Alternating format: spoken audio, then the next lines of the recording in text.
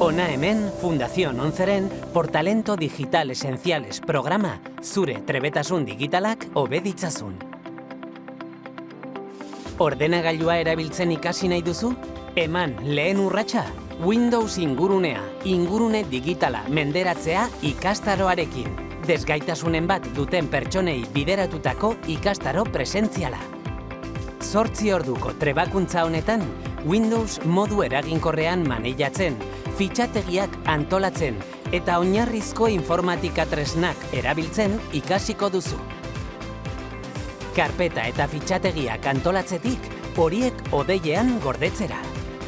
Ikasi mundu digitalean mugitzeko eta bere abantaila guztiak aprobetxatzeko behar dituzun trebetasunak.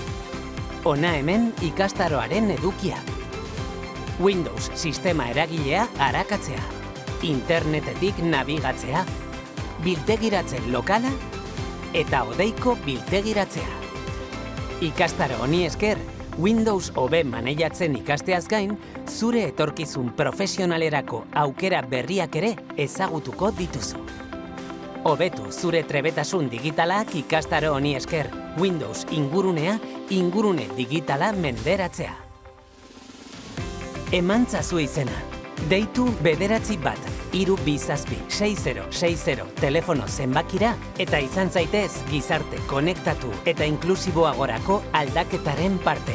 Red.esek sustatutako Generación D ekimeneko jarduketa. Fundación Onzeren laguntzarekin.